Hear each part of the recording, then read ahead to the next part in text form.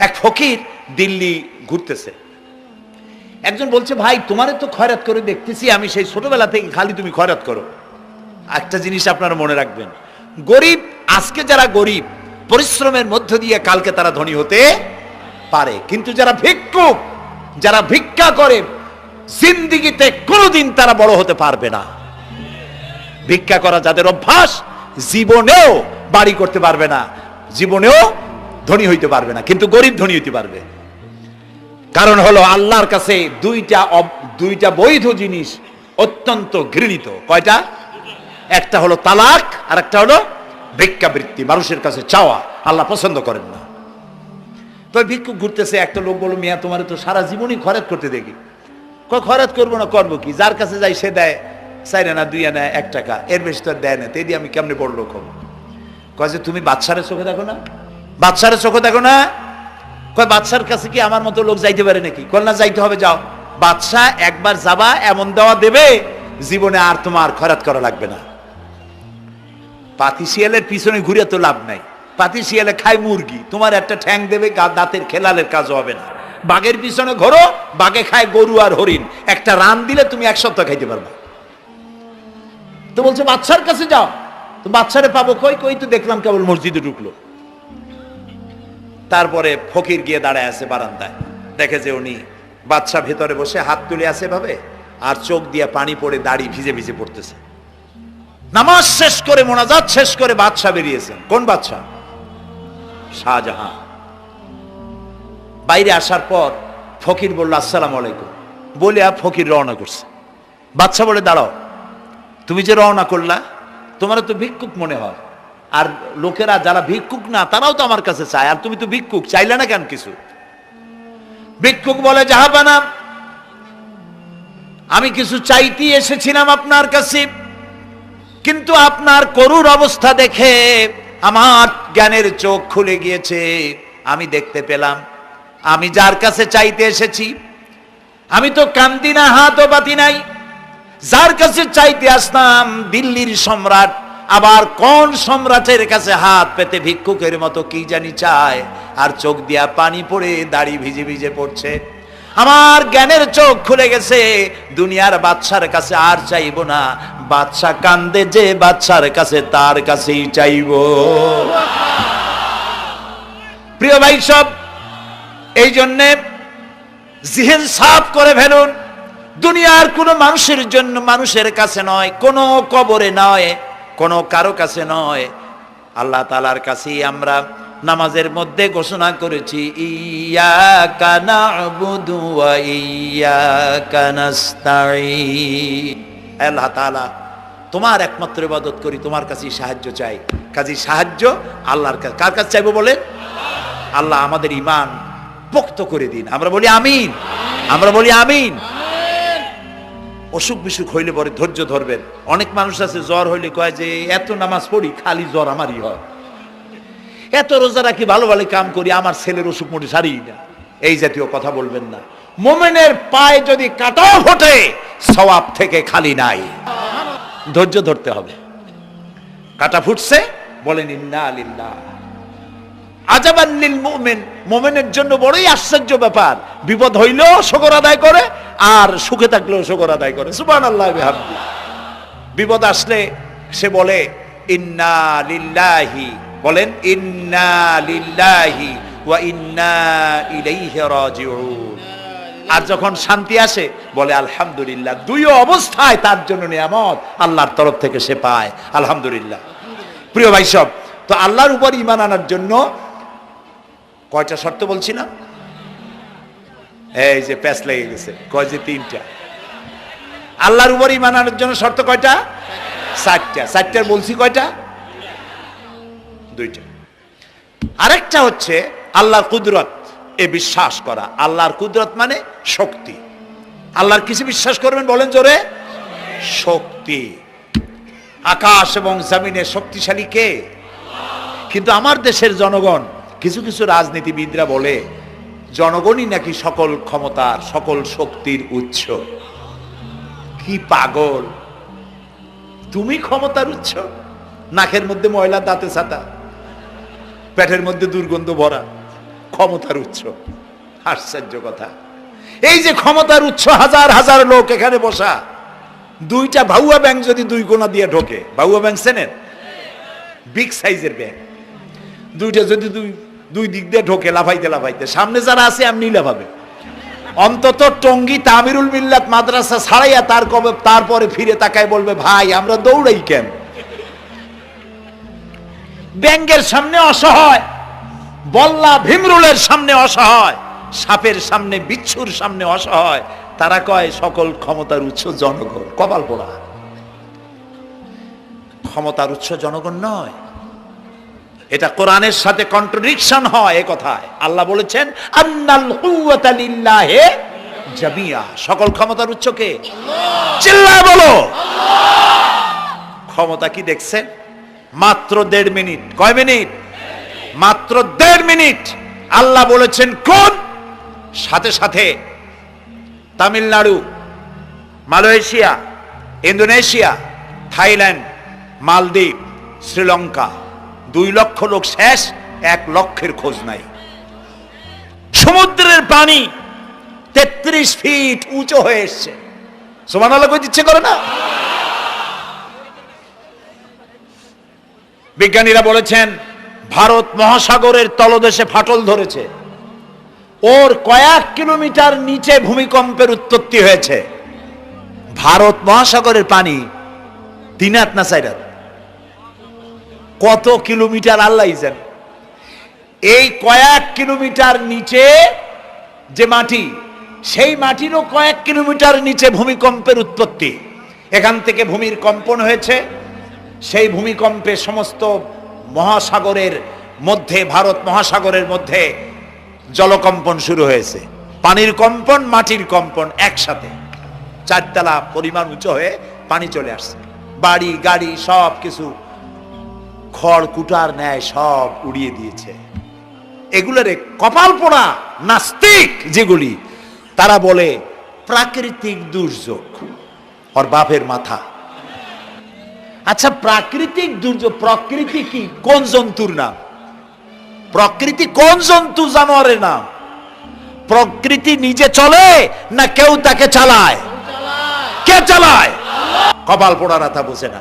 বিশ্ববিদ্যালয়ের শিক্ষক হয়েছে তো, আল্লাহ দিয়ে আসি কোথায়? তবে সব খারাপ না, ভালো আছে আলহামদুলিল্লাহ। কিছু আছে কপাল পোড়া, বিশেষ করে শান্তিনিকেতনে যারা পড়াশোনা করে আসে, সাহিত্য চর্চা করে, এই সাহিত্য চর্চা করতে করতে এক পর্যায়ে কপাল পুড়ে যায়, আল্লাহরে চিনতে পারে না। সব চেনে, আল্লাহরে চেনে না। আল্লাহ এখন চিনাইতেছে ভালো করিয়া। প্রিয় ভাই সব, কওমে আদ, কওমে সামুদ, এগুলিকে আল্লাহ তাআলা ধ্বংস করেছেন। কিয়ামতের আগে এই যে 7টা আকাশ, এই আকাশ সম্পর্কে অবিশ্বাসীরা তারা বলেছে আকাশ বলতে কিছুই নাই, এটা নাকি অনেক দূরে, তাই নীলা নীলে দেখা যায়। কি কপাল পোড়া চিন্তা করেন, নীলা নীলা দেখা যায়। এই আকাশ মহাশূন্য। এই আকাশগুলিকে, আকাশ কয়টা? কয়টা স্তর? 7টা। এগুলি কাতাইয়ে সিজিল্লিল কুতুব। কোরআনে কারিমে আল্লাহ তাআলা বলেছেন কিতাবের পৃষ্ঠার মতো কিয়ামতের আগে একটার পর একটা ঠাস ঠাস করে পড়বে, ভেঙে চুরে চুরমার হয়ে যাবে। ওয়াইদাল বিহারু ফুজ্জিরাত, আল্লাহ তাআলা বলছেন ইদাস সামাউ ফাতারাত ওয়াইদাল কাওয়াকিবু ইনতাসারাত ওয়াইদাল বিহারু ফুজ্জিরাত। আকাশের তারকাসমূহ বিক্ষিপ্ত হয়ে পড়বে। অসংখ্য তারকারাজি, বিশাল বিশাল তারকা বিক্ষিপ্ত হয়ে পড়বে। চন্দ্র সূর্য একটার সাথে আরেকটা ধাক্কা লেগে চাঁদ আর সূর্য আলো হারিয়ে ফেলবে, একাকার হয়ে যাবে। পাহাড়গুলো উঁচু করে আল্লাহ তাআলা জমিনের উপরে আছাড় মারবেন, কালিহিনিল মানফুস, তুলার মতো উড়ে চলে যাবে। সুবহানাল্লাহ বলবা না? কত বড় শক্তি আল্লাহ পাকের। ওয়াইদাল বিহারু ফুজ্জিরাত, সমুদ্র সমূহ বিদীর্ণ হয়ে যাবে। সমুদ্রে যত পানি আছে সমস্ত পানিগুলি নিঃশোষিত হয়ে যাবে মাটির তলায়, এবং সেখানে অগ্নুৎপত্তি হবে। কোরআনে কারিম আল্লাহ বলে দিয়েছেন গোটা সমুদ্রগুলিতে আগুন জ্বলতে থাকবে। এগুলি কিয়ামতের আলামত। আল্লাহ পাকের অফুরন্ত মেহেরবানি। এই যে কানের কাছ দিয়া গুলিটা চলে গেছে, কানে লাগে নাই, বাড়ির কাছ থেকে কিয়ামত হয়ে গেল, বাংলাদেশে আল্লাহ বাঁচাই দিলেন। সুবহানাল্লাহ বলো, আলহামদুলিল্লাহ বলে। আমাদের প্রতিবেশী দেশগুলিতে যেভাবে আঘাত লাগছে, ওর 1000 ভাগের 1 ভাগের আঘাত কয়েক সেকেন্ড যদি বাংলাদেশে হতো, আমাদের সব অপরিকল্পিত শহর, রাজুক পারমিশন দিয়েছে 3 তলার, করা হয়েছে 7 তলা। এইভাবে অপরিকল্পিত যত বিল্ডিং আছে এগুলি পচা সিমেন্ট দিয়ে, পচা ইট দিয়ে তৈরি করা হয়েছে। 2-3 সেকেন্ডের ভূমিকম্প যথেষ্ট এই শহর লন্ডভন্ড করে দেওয়ার। অসংখ্য মানুষ মারা যাবে, অসংখ্য বাড়িঘর শেষ হয়ে যাবে। এদেরকে রেস্কিউ করার মতো মডার্ন ইকুইপমেন্টসও গভর্নমেন্টের কাছে নাই। এজন্য আল্লাহর কাছে সেজদা দিয়া গুনার তওবা করতে হবে, আল্লাহ আমাদের মাফ করে দাও, আমার এই গরিব দেশটাকে কিয়ামত পর্যন্ত এই গজব থেকে বাঁচাও। প্রিয় ভাই সব, আল্লাহ তাআলার ক্ষমতার ওয়াজ আমি আজ করতে পারবো না, অনেক লম্বা হয়ে যাবে, কারণ আমাকে 3টা পুঁজির কথা তো কমসে কম বলতেই হবে, অল্প করে হলেও। শুনবেন তো? আল্লাহ তৌফিক দিক, বলেন আমিন। আল্লাহ তাআলার ক্ষমতায় বিশ্বাস করা, তার প্রচন্ড ক্ষমতা, যা খুশি তাই বলেন করতে পারেন। মরাকে জিন্দাকে মারতে পারেন, মরুভূমিতে ফুল ফুটাতে পারেন। সুবহানাল্লাহ, যা খুশি তাই করতে পারেন। এই শক্তি সহকারে আল্লাহকে বিশ্বাস করতে হবে। 4th নম্বরে আল্লাহর হুকুম এবং হাকাম, আদেশ নিষেধ। আমি আল্লাহরে বিশ্বাস করি, এই কথার কোনো দাম নাই যদি তার আদেশ না মানি। এই কথার কোনো দাম নাই যদি তার নিষেধকে আমি আমার জীবনে প্রত্যাহার না করে চলতে পারি। মুসলমান বলে দাবি করার কোনো মূল্য নেই। একদিকে নামাজ পড়ি, আর একদিকে ওজনে কম দেয়, খাদ্যে ভেজাল দেয়, বেপরদা করি, মিথ্যা কথা বলা হয়, ওজনে কম দেয়, খাদ্যে ভেজাল দেয়, জমিনের আইল ঠালে আমানতের খেয়ানত করে, আল্লাহর হুকুম মানা হলো না, রসুলের আদেশ মানা হলো না। আল্লাহর উপর ঈমান আনার জন্য 4র্থ শর্ত হচ্ছে আল্লাহ যা বলেছেন মাথা নত করে মেনে নিতে হবে, বলতে হবে সামি'না ওয়া আতা'না। বলেন সামি'না ওয়া আতা'না, শুনলাম আর মেনে নিলাম। বলেন তো জোরে, শুনলাম আর মেনে নিলাম। সুবহানাল্লাহ বলেন। মুমিনেরা এই প্রশ্নই করবে না মদ হারাম কেন, মুমিনেরা এই প্রশ্নই করবে না জুয়া হারাম কেন। একটাই জবাব, মদ হারাম কেন? আল্লাহ হারাম করেছেন তাই হারাম। জিনা হারাম কেন? আমার আল্লাহ হারাম করেছেন তাই হারাম। জুয়া হারাম কেন? আমার আল্লাহ হারাম করেছেন তাই হারাম। কোন যুক্তি নাই। যুক্তির, আল্লাহর নিষিদ্ধ জিনিসে যুক্তি তালাশ করে কেবলমাত্র শয়তান। আল্লাহর আদেশ নিষেধে যুক্তি তালাশ করে কে? শয়তান। মুমিনের কাজ হলো সামি'না, বলেন, ওয়া আতা'না, শুনলাম আর মানলাম, বাস, শেষ কথা, খালাস। এই গেল 4টি শর্ত পুরো হয়ে গেল। এই 4টি শর্ত যদি পূরণ করতে পারি তাহলে আল্লাহরে বিশ্বাস করছি এটা প্রমাণিত হবে, এটা জাস্টিফাই হবে, এটা সত্যতা প্রমাণ হবে যদি আল্লাহর হুকুম মতো। 1 নম্বরে হলো, আমি আবার কথাটা প্যাকেট করে দিই যাতে করে আপনারা বাড়ি নিয়ে যাইতে পারেন। আল্লাহর উপরে ঈমান এনেছি, এই কথাটাকে কমপ্লিট করার জন্য শর্ত কয়টা? 4টা। 1 নম্বরে আল্লাহর অস্তিত্বে বিশ্বাস, বলেন আল্লাহর অস্তিত্বে বিশ্বাস। 2 নম্বরে আল্লাহর গুণাবলীতে বিশ্বাস। 3 নম্বরে আল্লাহর ক্ষমতায় বিশ্বাস। 4 নম্বরে আল্লাহর আদেশ এবং নিষেধে বিশ্বাস, মান্য করে চলা। আল্লাহ যেন এই তৌফিক আমাদের দেয়, বলেন আমিন। আল্লাহ রাব্বুল আলামিন দুনিয়ায় শান্তি, আখিরাতে জাহান্নাম থেকে মুক্তি দেওয়ার জন্য আল্লাহ পাক আমাদেরকে একটা ব্যবসার কথা বলেছেন। ওই ব্যবসায় পুঁজি কয়টা? বলেন। 3টা পুঁজি। বলছি কয়টা? দেখেন যে কেমনি প্যাঁচ লাগে। বলছি মাত্র একটা, সে একটা ডাল বার করছি 4টা। এবার আসেন মূল পয়েন্টে। এবার দ্বিতীয় পয়েন্ট, রসুলের প্রতি ঈমান। আমরা তো রসুলের প্রতি ঈমান আনছি কিনা বলেন? রসুলের প্রতি ঈমান এনেছি। আমাদের এই ঈমান যথেষ্ট নয়, কারণ আমাদের ঈমান হলো রবিউল আউয়াল মাসে ঈমান তাজা হয়, ঠিক না? ঠিক না?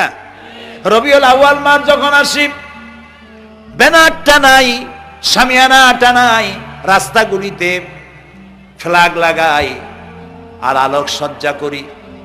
মন্ত্রীরা আসেন, নেতারা আসেন, সিরাতুন নবী মাহফিলে দাঁড়ায় বলেন নবীর আদর্শ অনুসরণ করা ছাড়া উপায় নাই।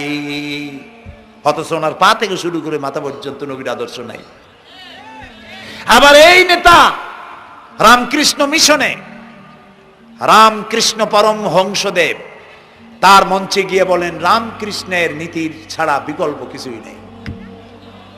আবার গৌতম বুদ্ধের জন্মবার্ষিকী উদযাপনের জন্য সেখানে গিয়ে বলেন গৌতম বুদ্ধের অহিংস নীতি অনুসরণ করা ছাড়া জাতির যোগীনাথ হওয়ার আর কোনো পথ নাই। যেখানে যায় সেই জায়গার বুলি ধরে। রবিউল আউয়াল মাস আসতে পারে, আলোকসজ্জা করে ইয়া নবী সালামু আলাইকা, ইয়া রাসূল সালামু আলাইকা। এরপরে গরম গরম জিলাপি রাসূলুল্লাহকে বুঝায় দেওয়া হলো, হে রাসূল আপনি তাকিয়ে দেখেন কত মহব্বত আপনারে করি, আপনার মহব্বতের জন্য আমাদের শহরের কোন মিষ্টির দোকানে আর মিষ্টি নাই, সব আমরা খাইয়া শেষ করছি। এই হলো মহব্বত। এই মহব্বতে এই ইমানে কাজ হবে না। এই ইমানে বলেন কাজ হবে না। কোন ইমানে কাজ হবে? রাসূলের প্রতি ইমানের অর্থ কি? এর অর্থ হচ্ছে নবী করিম সাল্লাল্লাহু আলাইহি ওয়াসাল্লাম আমাদের রাসূল, আমাদের নেতা। আমাদের রাসূল আমাদের নেতা, আমরা তার উম্মত, তার অনুসারী। অনুসারীর কাজ কি? নেতার পূর্ণাঙ্গ অনুসরণ করণ। রাসূলুল্লাহর আনুগত্য করতে হবে, এটা কে বলেছেন? আল্লাহ রাব্বুল আলামিন সূরা আলে ইমরানের মধ্যে বলেছেন কুল ইন কুনতুম তুহিব্বুনাল্লাহ ফাত্তাবিউনি ইউহিব্বুকুমুল্লাহ ওয়া ইয়াগফির লাকুম যুনুবাকুম আল্লাহু গফুরুর রহিম। হে নবী আপনি বলুন, তোমরা যদি আল্লাহকে ভালোবাসো তাহলে তোমার কাজ হচ্ছে, তোমরা যদি আল্লাহকে ভালোবাসো তাহলে তোমরা আমার আনুগত্য করো, আমার অনুসরণ করো। কার? রাসূলের। বলেন কার? রাসূলের অনুসরণ যদি তোমরা করো, খেয়াল করে শুনতেছেন তো? আল্লাহ তাআলা বলছেন নবী আপনি বলেন তোমরা যদি আল্লাহকে ভালোবাসো, তোমাদের এই দাবি যদি সত্য হয় তাহলে আমার অনুসরণ করো, আমার আনুগত্য করো। আমার অনুসরণ, আমার আনুগত্য করলে পরে তোমাদেরকে আল্লাহ রাব্বুল আলামিন ভালোবাসবেন এবং তোমাদের তামাম জিন্দেগির সমস্ত গুনাহ খাতা আল্লাহ তাআলা মাফ করে দিবে। আমরা কি গুনাহ মাফ করাইতে চাই? বলেন চাই? আসুন রাসূলের আনুগত্য করুন। রাসূলের আনুগত্য কিরকম? রাসূল যেভাবে মোস কাটছে আমরা সেইভাবে মোস কাটবো। তিনি দাড়ি যেভাবে রাখছেন আমরা সেইভাবে রাখবো। তিনি চুল কাটছেন যেভাবে সেইভাবে করব। তিনি পায়ের নখ, হাতের নখ যেভাবে কাটছেন সেইভাবে করব। তিনি যেভাবে বিবাহ করেছেন সেই সুন্নত অনুযায়ী বিবাহ, তিনি যেভাবে দেশ চালাইছেন সেইভাবে দেশ চালাবো। রাসূলের অনুসরণের অর্থ শুধু এই নয় যে তিনি যেভাবে সুরমা লাগাইছেন আমি ওইরকম সুরমা দেব, তিনি যেভাবে কদু খাইছে আমিও কদু খাবো, এইটা নয়। এটা নয়, শুধু রাসূলের আনুগত্য হবে মুরগির ফার্ম থেকে শুরু করে জাতিসংঘ পর্যন্ত, জীবনের সব ক্ষেত্রে। আর বিশ্বাস করতে হবে তিনি শেষ নবী, তারপরে আর কোন নবী আসবে না। আল্লাহ রাব্বুল আলামিন সূরা আহজাবের মধ্যে বলেছেন মা কানা মুহাম্মাদুন আবা আহাদিম মির রিজালিকুম ওয়ালাকির রাসূলুল্লাহি ওয়া খাতামান নাবিয়্যিন। মুহাম্মদ সাল্লাল্লাহু আলাইহি ওয়াসাল্লাম তোমাদের কোন পুরুষদের পিতা নন, তিনি আল্লাহর রাসূল এবং তাকে দিয়ে নবুয়তের মিশনকে খতম করে দেওয়া, কমপ্লিট করে দেওয়া হয়েছে। আর কোন নবী, রাসূলুল্লাহ বলেছেন লা নবিয়্যা বাদি ওয়ালা রাসূল, আমার পরে আর কোন নবীও আসবে না, রাসূলও আসবে না। কথা বুঝে আসছে? আল্লাহর নবীর পরে আর কোন নবী হবে না। আল্লাহর নবী বলেছেন একটি ইমারত তৈরি করে তার ভিতরে একটা ইট যদি খালি থাকে, একটি ইটের জায়গা যদি শূন্য থাকে, তাহলে সকলের চোখে ধরা পড়বে। ওই ইটখানা দিলে পরে বিল্ডিংটা কমপ্লিট হয়ে যায়। নবুয়তির যে ইমারত আল্লাহ তৈরি করেছিলেন ওর ভিতরে একটা ইটের অভাব ছিল, আল্লাহ পাক আমাকে দিয়ে সেই শূন্য জায়গা পূরণ করে দিয়ে নবুয়তের মিশনকে কমপ্লিট করে দিয়েছেন। রাসূলুল্লাহ বলেছেন আমার পরে আর কেউ নবী হবে না। পৃথিবীর সব মুসলমানদের আকীদা মুহাম্মদ সাল্লাল্লাহু আলাইহি ওয়াসাল্লামের পরে যদি কেউ নবুয়তের দাবি করে সে কাফির, হাজার বার কাফের। তারা যারা তাকে যারা নবী মানবে তারাও। রাসূলুল্লাহ বলেছেন আমার পরে 30 জন মিথ্যেবাদী নবুয়তের দাবি করবে। তার মধ্যে একজন তো দাবি করছে রাসূলের জীবদ্দশায়, একটা ছিল মেয়ে লোক আর একটা ছিল পুরুষ। পুরুষটার নাম ছিল মুসাইলামা কাযযাব, নামই ছিল কাযযাব। কাযযাব মানে মিথ্যাবাদী। দেখছেন অবস্থা, নামই মিথ্যাবাদী। উম্মতেরা কইল যে আপনি তো একজন নবী, আমরা সৌভাগ্য আর দুর্ভাগ্য হোক আপনারা নবী বলে মানলাম। মুহাম্মদ সাল্লাল্লাহু আলাইহি ওয়াসাল্লামের কাছে প্রায় জিবরাইল আসে আর ওহী আনে, আর আপনি আমাদের কোনো ওহী দিতে পারলেন না পর্যন্ত। কয় যে কেবল না নবী হইলাম, অপেক্ষা করো, ওহী আসবে না। বেশ কিছুদিন যাওয়ার পর খুব চিন্তা ভাবনা করে কয় যে ওহী একটা আসছে। উম্মতেরা সব দৌড়ে আসছে, কি ওহী? কয় যে এইমাত্র শেষ রাত্রে জিবরাইল আসছিল, আইসে আমারে কয়ে গেল একটা সূরা নাজিল করলো। সূরাটা কি? ইন্না আতাইনাকাল আকাক ফাসাল্লি লিরাব্বিকা ওয়াজআক ইন্না শানিয়াকা হুয়াল আবলাক। উম্মতেরা কয় সর্বনাশ, এই সূরা পড়তে গেলে তো আমরা কাইসা মরে যাব। এর অর্থ তো খুব বিকায়দা। এ কি সূরা নাজিল হলো আপনার উপরে? ইন্না আতাইনাকাল আকাক মানে আমি তোমাকে হুতুম পেশা দান করেছি, সুতরাং তুমি তোমার প্রভুর উদ্দেশ্যে নামাজ পড়ো আর চিৎকার মারো, কারণ তোমার শত্রুরা সাদা এবং কালো বর্ণের। আমরা তো আগামাথা কিছু বুঝলাম না, কি ওই? আচ্ছা ঠিক আছে, পয়গম্বর মুহাম্মদ সাল্লাল্লাহু আলাইহি সাল্লামকে তার উম্মতেরা নিয়ে যায় তাদের বাগানে, মাঝে মধ্যে নিয়ে যায়। নিলে পরে যে কুয়ায় পানি থাকে না, শূন্য কুয়া পানিতে ভরে যায়। যে গাছতলা দিয়ে তিনি হেঁটে যান, যে খেজুর গাছে খেজুর নাই সেই গাছতলা দিয়ে রাসূল হেঁটে গেলেন, গাছে ফল ধরে যায়। আপনি তো এরকম কিছু দেখাইতে পারেন না। তোমরা তো আমার নেও না, চলো না যাই। নিয়ে গেছে, যাইয়া দেখে যে কুয়ার পাড় দিয়ে যায়, যে কুয়ায় পানি থাকে তা থাকে না, শুকায় যায়। যে গাছ তলায় দিয়ে যায় ওই গাছে খোরমা থাকলে সাথে সাথে খড়গুলো ঝরে যায়। উম্মতের কয় কি একটা কপাল পড়া নবী পাইলাম বাকি। আল্লাহ তারে শেষ করছে দুনিয়া থেকে, জাহান্নামে চলে গেছে। সেই মহিলাটাও গেছে, সেও গেছে। রাসূলুল্লাহ বলেছেন এইরকম 30 জন মিথ্যাবাদী নবুয়তের দাবি করবে কিয়ামতের আগ পর্যন্ত। গোলাম আহমদ কাদিয়ানী, এ হলো ইতিহাসে আমরা যদ্দ পাই তার পর্যন্ত 28 জন হয়েছে। মুহাম্মদ সাল্লাল্লাহু আলাইহি সাল্লামের ইন্তেকালের পর ওকে নিয়ে হয়েছে 28 জন। কয়জন হইল? বাকি আছে কয়জন?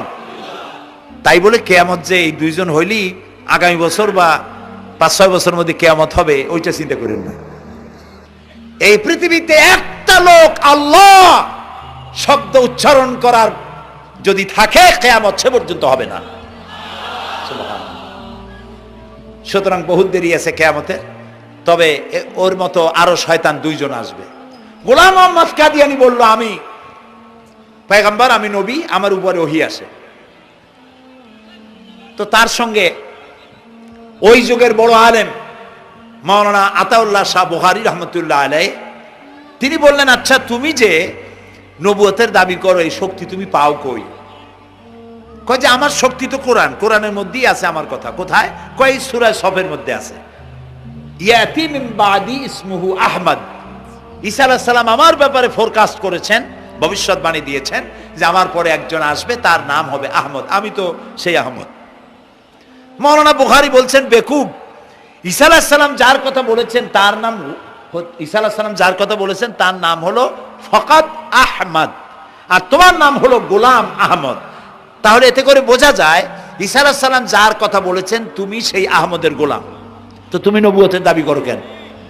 গোলাম আহমদ কয় যে হুজুর আমার নামের আগে গোলাম বৈশা একটু সমস্যা হয়েছে, ঠিক তো গোলামটারে যদি বাদ দেই তাহলে তার আপনি আপত্তি করতে পারেন না আমি আহমদ থাকি আর আপনি আমার উম্মত হয়ে যান। আমি আমার কথা ঈসা আলাইহিস সালাম বলেছেন। মাওলানা বুখারী বলছেন দেখো তোমার ফতোয়া অনুযায়ী তুমি বলছো নামের প্রথম অংশ বাদ দিয়া শেষের অংশ নিয়ে তোমার উপর ঈমান আনতে, তাহলে আমার নাম আতা আল্লাহ, তোমার ফতোয়া অনুযায়ী আমার নামের প্রথম অংশ বাদ দিলাম, আতা গেছে, থাকছে আল্লাহ। আর আল্লাহ হয়ে বলছি তোর মতো গাধারে আমি নবুয়ত দেই নেই। এরপর এই শয়তানের মৌত হলো কোথায় বলেন? কোথায়? পায়খানার ভিতরে। এই কাদিয়ানীরা, গোলাম মোহাম্মদ কাদিয়ানী কাফের, ওরে যারা নবী বলে মানে তারাও কাফের। প্রিয় ভাই সব, পৃথিবীর 48টি মুসলিম দেশ কাদিয়ানীদেরকে নন মুসলিম মাইনরিটি হিসেবে ঘোষণা দিয়েছে রাষ্ট্রীয়ভাবে। সৌদি গভর্নমেন্ট আইন পাশ করেছে, কিয়ামত পর্যন্ত কাদিয়ানীরা মক্কা মদিনায় প্রবেশ করতে পারবে না। কাজী তাদের ব্যাপারে উচ্চবাচ্য কথা বলতে গিয়ে ব্যারিস্টার হন, আইনজীবী হন, যেই হন, খতমে নবুয়তের আন্দোলন যারা করে তাদের ব্যাপারে কথা বলতে গিয়ে মুখ সামনে কথা বলবেন। এদেশের মানুষ শহীদ হয়ে যাবে, কাদিয়ানীদেরকে বরদাস্ত করবে না। আমাদের দেশে হিন্দু, থামুন, আমাদের দেশে হিন্দু, খ্রিস্টান, বৌদ্ধ আমাদের দেশের নাগরিক অধিকার ভোগ করে না? আমাদের সমান নাগরিক অধিকার তারা ভোগ করে। কাদিয়ানীরাও হিন্দু খ্রিস্টানদের মতো নন মুসলিম মাইনরিটি হিসেবে এদেশে বসবাস করে নাগরিক সুবিধা ভোগ করবেন, কোনো অসুবিধা নাই। কিন্তু আপনি মুসলমান বলে দাবি করবেন না, শেষ নবী মানবেন না, আমরা এই ব্যাপারে কিয়ামত পর্যন্ত আপোষ করব না। কেবলমাত্র মূর্খ, দালাল, হারামখোর তারাই কাদিয়ানীদের পক্ষ অবলম্বন করতে পারে, ইমানদারেরা পারে না।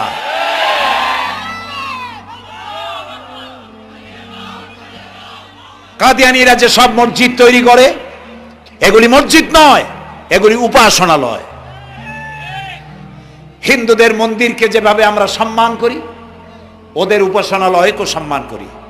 কিন্তু কাদিয়ানীরা যতদিন মুসলমান নামের পরিচয় দিতে থাকবেন, আমরা আমাদের অধিকার আদায়ের জন্য সুশৃঙ্খল ভাবে গণতান্ত্রিক পদ্ধতিতে আমরা এই অধিকার আদায়ের চেষ্টা করব।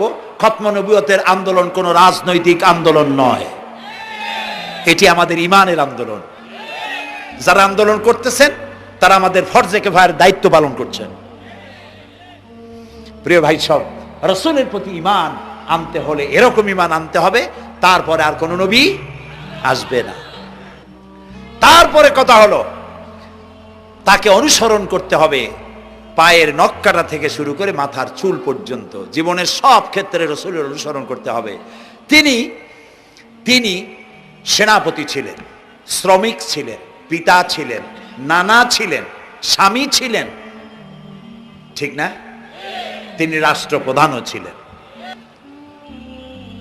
প্রিয় ভাই সব, এই যে আল্লাহ রাব্বুল আলামিন মুসলমানদেরকে পৃথিবীর মধ্যে সবথেকে বেশি শান্তি প্রিয় করেছেন, কোন আলহামদুলিল্লাহ। তোমরা আমার মক্কা যাইয়া দেখো, মক্কা মদিনায় যাইয়া দেখো, আমাদের কেউ সন্ত্রাসী। মক্কা মদিনায় লক্ষ লক্ষ মানুষ এই যে সব চলে গেছে, এখন কোথায় গেছে? সারা পৃথিবী থেকে মানুষের এখন ছুটছে, পৌঁছে গেছে, আর পথে আছে, প্লেনে আছে, নদীতে আছে, গাড়িতে আছে। সুবহানাল্লাহ, লক্ষ লক্ষ মানুষ চলে গেছে, সবার একই ড্রেস, একই গন্তব্য, একই স্লোগান, লাব্বাইক আল্লাহুম্মা লাব্বাইক।